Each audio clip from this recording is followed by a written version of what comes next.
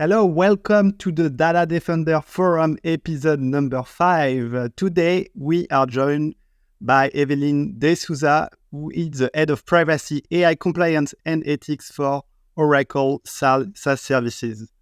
One thing that's very interesting is that oftentimes compliance is seen as something that's more of a burden, but Evelyn knows the magic. And actually, when I've glanced at, I know Evelyn for a long time, but when I glanced at her LinkedIn, what I liked and what I read is that you want to turn data compliance into a business advantage. And so in today's episode, we are going to talk about this. How can you turn a data and security compliance into something that's positive for your business? And there is actually a lot of that.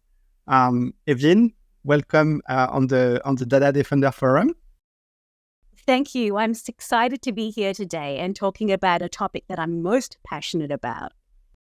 The view and ideas expressed during this podcast are solely the author's one and not of any affiliated company. Well, just for the sake of context, nowadays, if you're driving down, the highway in major cities like San Francisco, you'll see advertisements, billboards for privacy companies that perhaps we wouldn't have seen, 2 to 3 years ago. What has changed over these last few years that's made consumers more aware and really driving that privacy is becoming a critical factor for them? It's so interesting. Who would have thought that privacy would take center stage on freeway advertisements 2 or 3 years ago?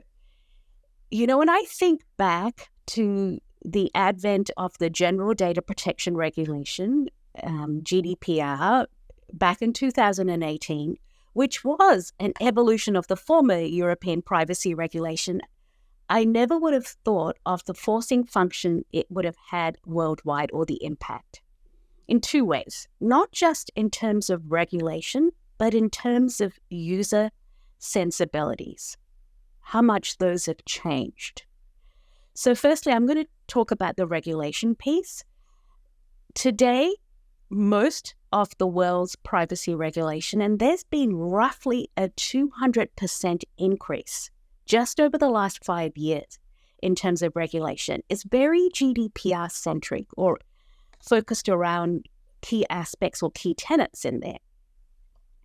And along with that, there has been a huge drive to get consumers aware of their rights. I'm going to use what happened in California as a key example.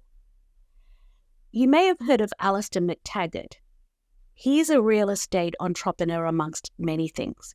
He was the civilian who drove California's latest privacy regulation, what we know as the California Data Privacy Act, or now the California Privacy Rights Act. Along with it, there was a huge awareness campaign. That is what has fundamentally changed, is that users are savvy today. There's a huge mistrust with corporations. That divide has increased. Often consumers feel like organizations are not clear and upfront with what they're doing with their data. And that's consumers, people like you and me, are increasingly exercising our rights when it comes to privacy.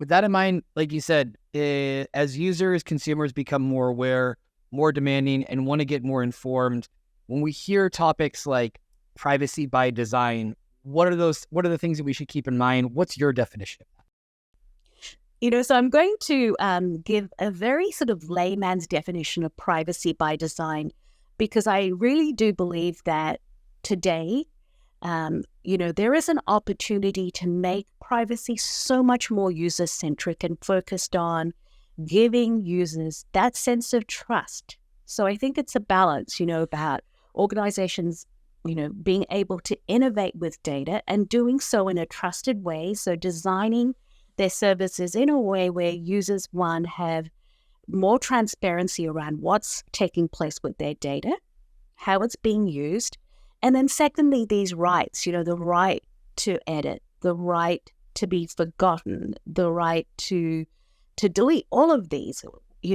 If the more that they are built into the design, the more that users are aware in terms of the policies that govern their data. So it's not like a 12-page policy that would be very difficult for users, or somewhere embedded on page 14 or 15 of that policy is the actual crux of how the data is being used. And so privacy by design is really thinking about the users and driving privacy from the user perspective, so they don't have to troll through hidden menus to find those opportunities to invoke their rights.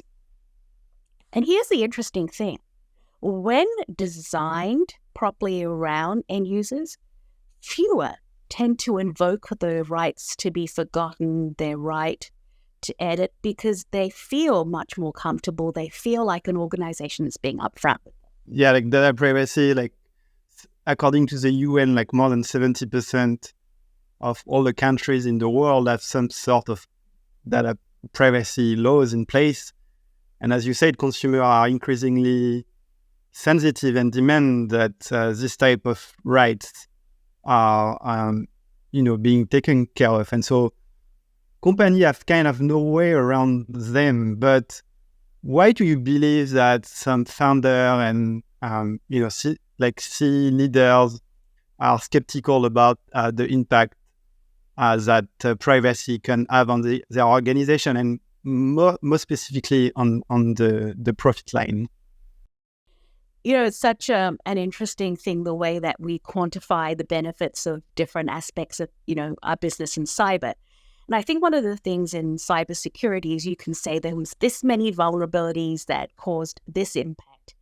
When nothing happens in privacy, meaning that there hasn't been a major violation or a data breach, it can be sometimes hard for CEOs and C-executive leaders to see the impact that privacy is having on their business, because nothing's happening. That's a good thing. So why invest more over here? And I think it's upon us as privacy practitioners, or those of us who champion privacy in organizations, to be able to present that in a much more business consumable way, the impacts of privacy, or in a quantifiable way. For example, we talked about just in the previous part about, end user rights and those who are invoking, one way would be to show with a service that is not being designed in a way which is user-centric, or versus another. And if they're an apples to apple, like in a similar space, and to be able to show, well, you had this many users who were dropping out, and that equated to, in loss of customers, this many percent. That's a huge thing to be able to report back to a C-executive suite, or to be able to show that as a result of redesigning the service, that you minimized that drop-off, would also be, a very business quantifiable and a tangible benefit. Yeah, for sure. Like, it's about, as you say, nothing might happen, but just having the trust of your user or consumer might be hard to measure, yet absolutely necessary for them to be buying or using your services, especially depending of what you are offering or the type of data that you are asking for them. So, Evelyn, what are the way that putting in place this guardrail and this data privacy elements in place can enhance a company trust and brand reputation? It's very interesting when you look at Pew Research and you see, today what constitutes trust for end users. And a lot of it is around, they feel like their trust has been eroded, big institutions who they believed, banks as an example, and others who no longer, some of them may not be as trustworthy as they once thought.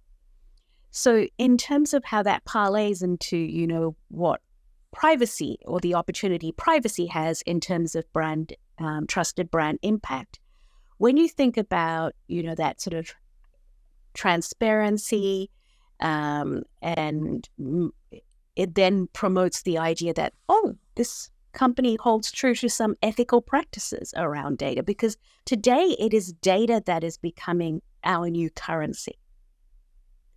And it's a form of value for individual users. It's a form of their empowerment. So when they look at that and they see that, it's going to be the way that data is going to be handled is exactly what they've agreed to that when they're going through the product, they feel that those choices are easy, that they're easily able to say, yes, these are the things that I'm agreeing to do with my data, and it's easy at any time to change that. I think that plays into a trusted experience. And you see that like when you have products that are equal, and quite often the difference is that control that is given to end users versus another one. It can be a big revenue differentiator. That's what many companies don't realize today.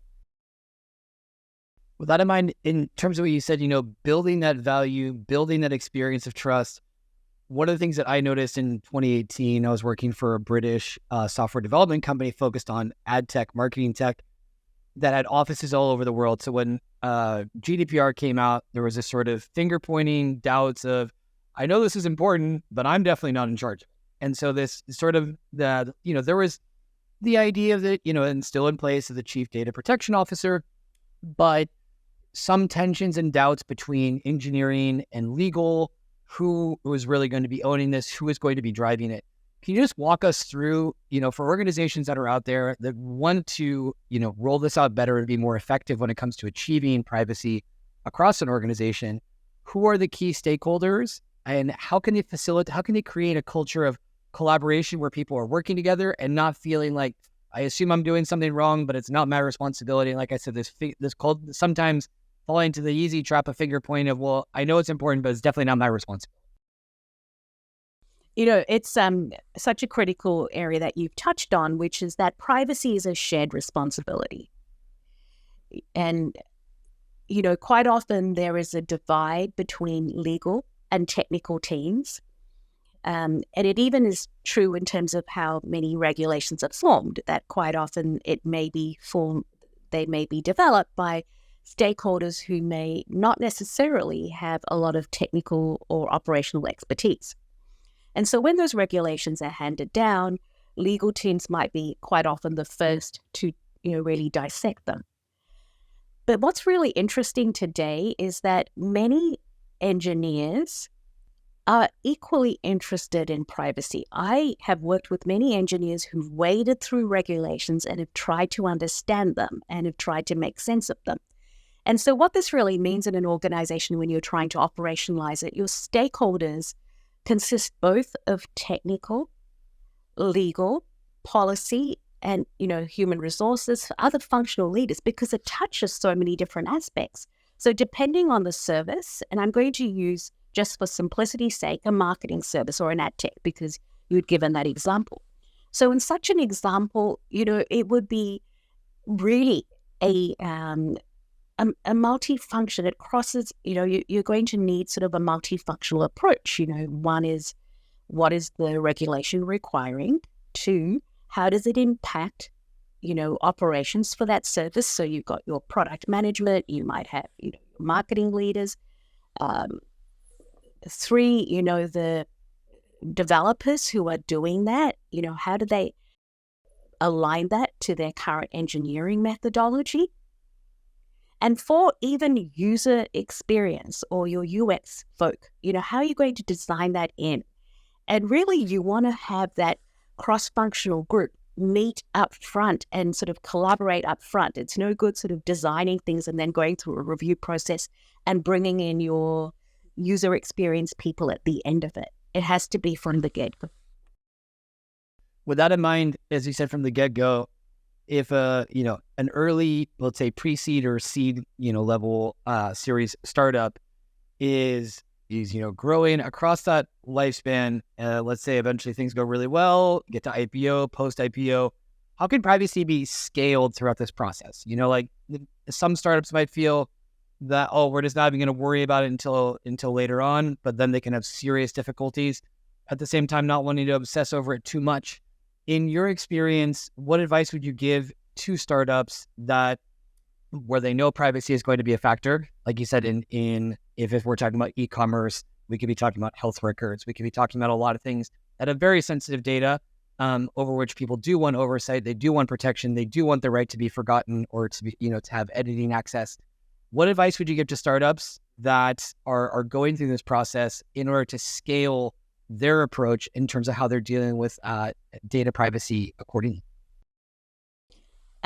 This one is a hard one because quite often, cash-strapped startups, especially when they're early phase, that might be the last consideration, and quite often they may look at that in the same bucket as, other compliance and other, and today there's a multitude of those regulations. But here's what I'm going to say that, let's say an example you'd given, where it touches a number of sensitive areas. And for example, let's say it's some sort of fitness application, which potentially could be. If you don't design that right from the get-go, not only are you going to not win over the trust of users, but you're going to run afoul of so many regulations. And today that appetite from regulators for, handing down those very large fines is such that, it's simply not worth it unless you've got an executive that has an appetite for some of those eye-watering fines that we're seeing. So in terms of how you scale it, you're really going to have to look at, what it is you're doing, make sure that you have the right, not just like the legal and policy, but that you have someone from a privacy engineering background who's able to help build that from the get-go so that you can replicate that across all your services in a very replicable way. That's interesting. Just to take it one bit further. So for startups, as they're expanding their teams, eventually it's something that should be, if I understand this correctly, almost from a human resources perspective or talent, that as you're building your team out, to be including, details about what's your experience working with privacy regulations, and particularly in an increasingly multinational environment. Like classic example, startups from Europe that are deal with a certain set of regulations here, oftentimes are interested in expanding to the United States, but have to be wary of the fact that as they're crossing the ocean, in one way, there are also a set of legal things that need to be taken into consideration.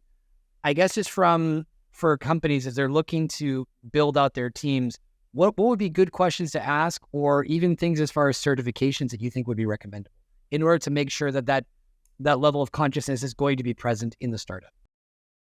So today, it's there are a number of different certifications. I certainly would recommend them, where people are starting out because they give that excellent grounding. But there is nothing that beats the practical experience of doing, And so, someone who's had that experience building it in from an engineering perspective is going to be extremely valuable because today it's not just about, a set of policies that you set, you can go just tick the box, Today it really is about, the actual building in those capabilities into a service. And so I think, and the good news is that in terms of, some of the geographic differences, there are differences, I won't say that, but they're largely nuanced. So someone coming from one, area of Europe to the United States, many of those skills or much of the knowledge and the lessons learned would be applicable in another environment.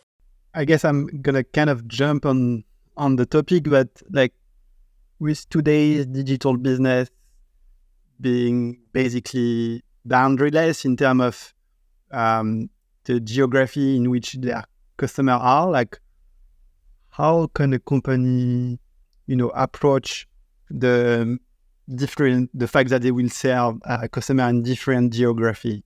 Like, do they need to, does the same set of rules applies everywhere? And if not, how can they tailor to each one of them?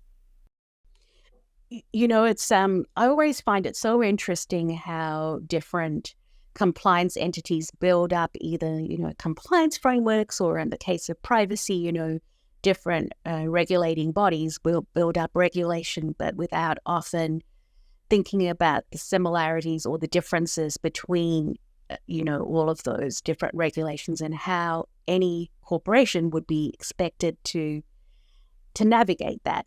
It's, it really does feel like we've reached what was referred back to in the early 2000s as compliance fatigue, as maybe privacy fatigue, because I'll use this as an example. In the United States, there are probably over 12 plus different state private, maybe even more than that, and state privacy regulations, and a very large number that are in bills pending, working their way through the process. And then we talked about earlier about how privacy regulation just worldwide has really doubled since 2018. And so the first thing is, when you're thinking about how you're going to apply it in an organization, you really want to look for those similarities and look for a harmonized framework, because you really don't want to be overwhelming engineers and your stakeholders with all the nuances between them. Now, you do ultimately, for example, if you had a marketing application, and today I'll just use the state privacy regulations, some are opt-in, some are opt-out, you do have to observe that.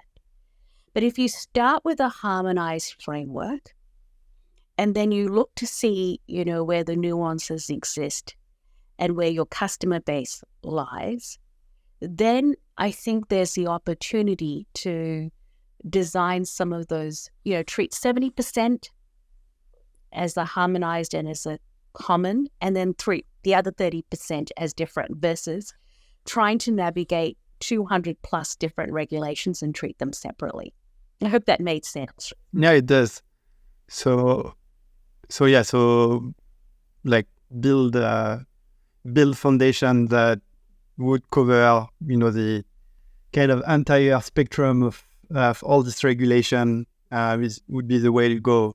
And do you think this, today I feel like this regulation are being more and more fragmented. Do you think that's the case? Do you think at some point there will be like there will be unified, like for instance in the US, you believe that state will increasingly have their own regulation, or do you think the federal government will step in and come up with one set of rules? Like how do you see this law evolving?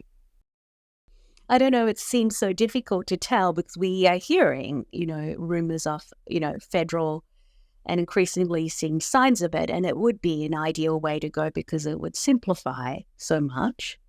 Even though so much of the world is turning out regulation, I do see so many more commonalities versus differences. And the good news is that, we have industry associations like the Independent Association of Privacy Professionals, that the same entity that also offers those certifications, that, produce a lot of these mappings that really enables, privacy professionals, even privacy engineering folk to better navigate those. So I do think that the resourcing from these associations is helping enormously in terms of looking at a way to sort of address these more holistically versus as one-offs. And the other thing I do want to add, is there's also a myriad of privacy tooling that has come into being. We didn't have that 3 or 4 years ago.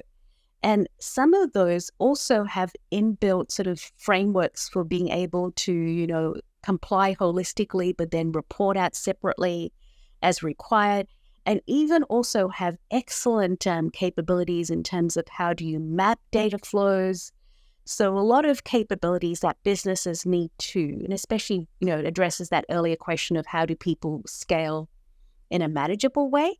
Through using a lot of this tooling and resources, once you have your people and your processes in place, that can really help things. Yeah, absolutely. That's why Bart and I created this podcast, because ultimately it's at the crossroad of engineering and legal, and the engineering component is absolutely necessary to be able to scale and to avoid this privacy fatigue, right, that we mentioned earlier in this episode. And so without using tools that will scale this for you, you could end up being spending a lot of resources and not doing it right. So yeah, that sounds like a solid solid starting point. Look for tools that can do this for you. Absolutely. So now we've talked about what companies should do and why should they do it. And I think it was like a very positive way of framing things. So now let's talk about the other side of the coin. Let's say that, there's been an incident. How can a company recover from this? How can they, come back with a better privacy posture? Yeah, it's sort of a weird thing. It often doesn't make. It's very hard for companies to believe that they can not only recover, but do so in a way that they really enhance their brand and reputation. So what I've seen sometimes is when some of these incidents happened, it's really forced companies to really examine every aspect of how they are handling data, including what they commit to customers and even their outward messaging, and including, from that incident, what did they do right? The post-analysis of that is a critical thing in terms of how do you recover and come back stronger? What messages did you learn from how your customers reacted and the pain that they felt? How did you empathize with that? And, what are you going to do that's substantially different?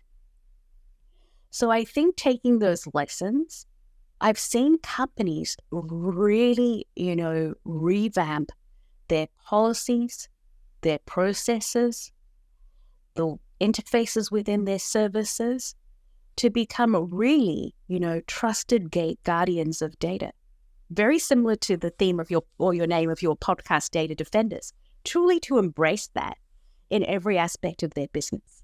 Is what a security friend once told me. There are two kinds of companies, the ones that know they've been hacked and the ones that don't. And when it comes to privacy mistakes or an incident, it's not to say that it's that black or white in terms of a dichotomy, but that the larger an organization gets that there could be some kind of a slip up, it's probably increasingly probable. Like you said, though, also, it's not 2018. There are lots of tools that are available that weren't available then. And so organizations, I think, are much better equipped to address this internally as well as externally to their stakeholders if some kind of a data breach or, a leak happens, as we've seen them, time and time again. I don't want to say almost every week, but if you look around for it, probably not too hard to find. We mentioned previously about how privacy is now being dealt with by well-known governments at a very high level. Another thing that we're hearing about more and more, and it just doesn't seem to stop, is artificial intelligence. But of course, it really means something different to every person depending on the context. If we're talking about AI and privacy, what do you see? How do you define AI? What do you see as a connection between AI and privacy? And how can trust be a differentiator? It's so interesting because I feel like artificial intelligence, that, ability to apply sort of, some sort of algorithm to derive outcomes, based on a set of data that may not affect an individual, has been in place for some time. But I think with the advent of large language models, we're now moving to the second phase where we're seeing all sorts of capabilities, and there's a lot of hype, and there's also a lot of, real use cases that have huge implications for our lives, for our jobs, and for the way that data about people and individuals may be used to arrive at certain outcomes that could have, serious consequential outcomes for them. I feel like we're at the point where, where this is a great sort of, I think it's one of those sort of turning points in history and in technology. And from a trust and a privacy perspective, I see two things. The first one is things about explainability, fairness, bias, some of these security, accuracy. They all sound like buzzwords, but as key tenets to, policy, these are becoming increasingly critical in terms of how, companies can help build trust by thinking about how those models are explainable, how are they fair, are they safe, are they accurate, can humans be involved, can they, override the process if they choose not to have to be part of that. Those sorts of things, these considerations are becoming increasingly critical. With that in mind, on both sides, it seems often that regulatory agencies are behind when it comes to the, how quickly technologies are moving. How can regulatory agencies work with companies to stay up to speed? And with that in mind as well, how can companies also future-proof themselves when it comes to how they're protecting privacy in order not to risk their consumer or users' data or anything that might be not, of course, illegal, but that people are not willing to simply hand over? So it's an interesting thing. I'm going to answer the first part of the question, which is around regulatory bodies and sort of, moving to more proactive posture. So one of the things that I've seen, which is, I think works really well, is where regulatory bodies, they put out a standard or a framework and they invite feedback. And quite often what I'm seeing is a collaborative dialogue that's starting to emerge where, there's an opportunity not just from businesses, but even individuals to have input into, different aspects of regulations or frameworks. And in terms of how that translates into, how then does an organization address this myriad of from a fire hose? And I think part of it is that today, increasingly, for example, NIST over here, European Data Protection Board, they increasingly are hosting forums where a lot of this is coming together in a much more holistic way than it has before. And I think that becomes an opportunity. They're putting out resources increasingly that, are aimed at helping organizations come up with, a holistic framework that addresses privacy, risk management, parts of AI and compliance in a much more well-rounded way than previously. And this I see as a very welcome development. Good. No, I think, like you said, making it as collaborative as possible so that even at the individual level that someone can voice their concerns, because some of these things are being, I don't want to say it's the Wild West, but some of these things are being done, building on what we've been looking at, 5 years of GDPR. It feels like a really, really long time. And there was a pandemic in the middle. But I think that moving forward, people being aware of the fact that they can be a part of the conversation, I think that's very empowering. And just knowing, like you said, the tooling has built out a lot. There are more conversations happening. It's, I would say, easier and easier to get closer to those conversations, as well as the fact that, like you said, from a user experience perspective, or that consumers are being more demanding, we can say upskilling when it comes to their privacy vocabulary. And companies, I think, are also being guided into making it easier for folks to understand these things, so it's not just written in legal jargon or fine print that takes too long to go through, that will simply turn folks away. So I think that moving forward, it's a more positive landscape. It's a more transparent landscape where it's easier for consumers as well as regulatory bodies to be informed to make better decisions.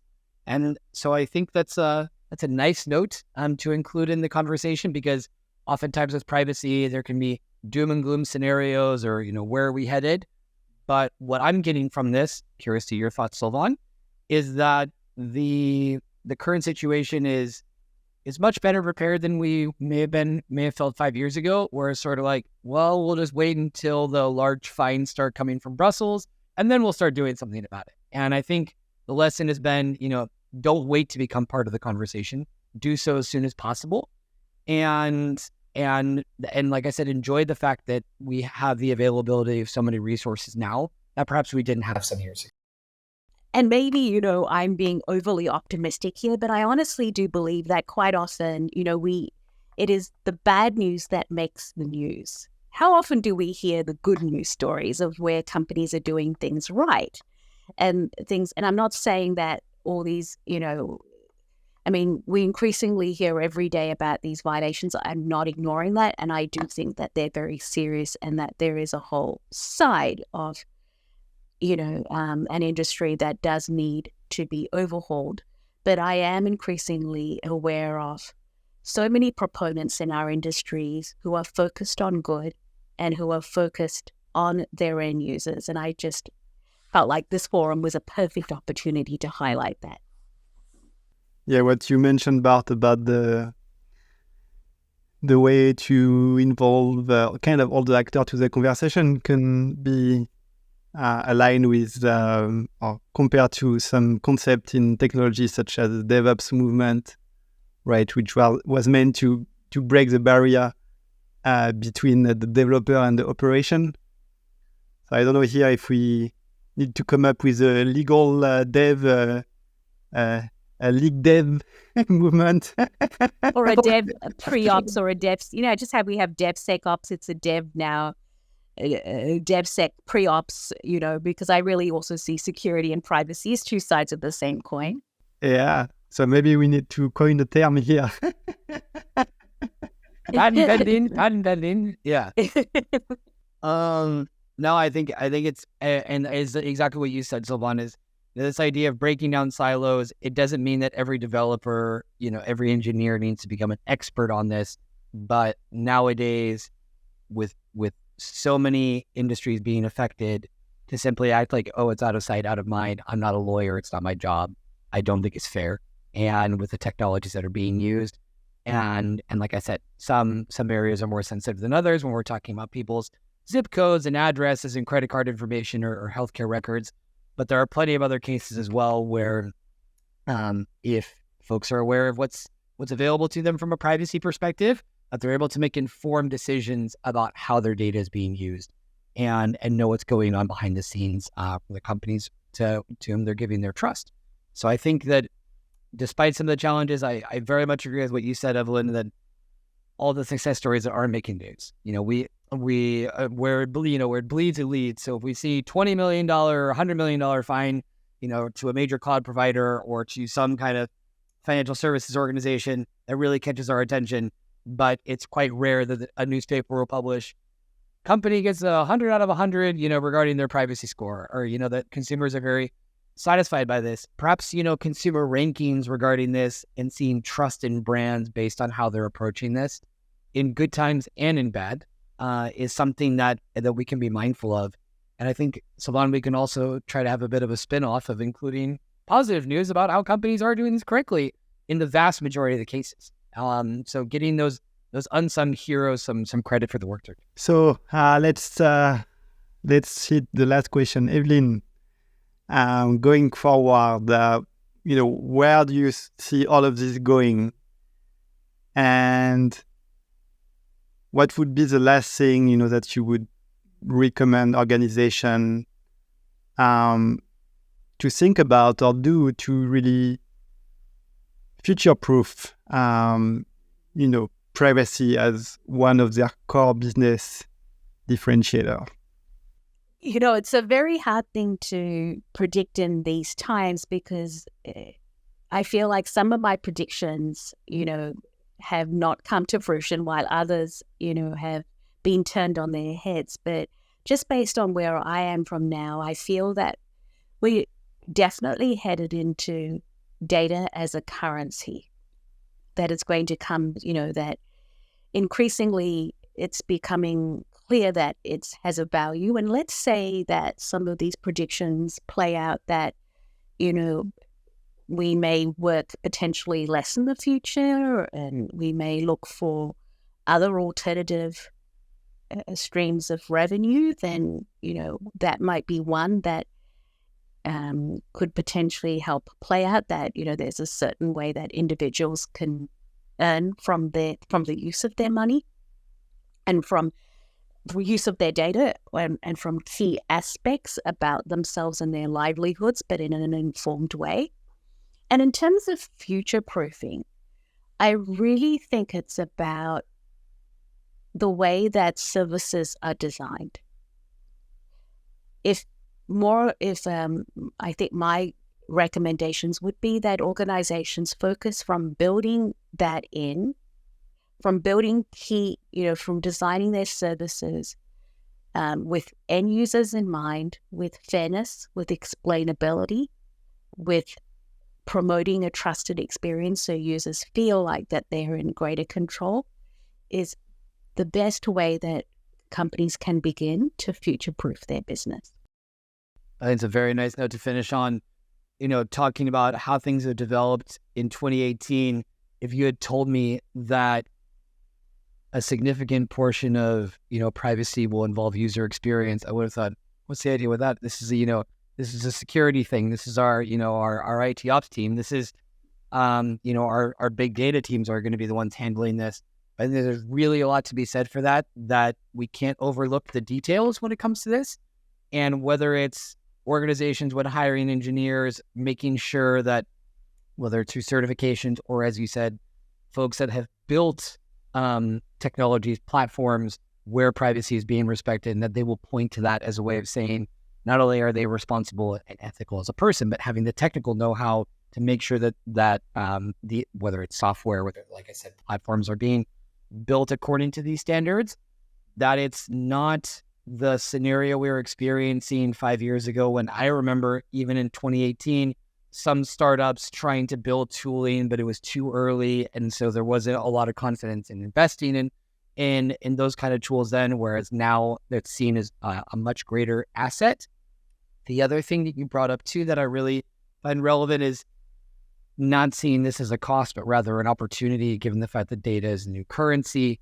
And also we all know, that where costs are saved through not getting fines and not losing trust through brand recognition around how data and privacy are being respected, there is an unfathomable amount of money as well as credibility as an opportunity that can be gained there. So Evelyn, I really thank you for sharing your time with us today. I really thank you for inspiring us to patent the term privacy ops, or however we're going to go about that. And we will be sure to include royalties for every time that word is used, no matter how this goes. I really thank you for joining us. If people want to follow the stuff that you're doing, what's the best way to do that? So good question. I maintain a strong presence on LinkedIn and also on Twitter, now X, and would love to continue the conversation going forward. Perfect. Thank you so much for your time today. Thank you, Evelyn.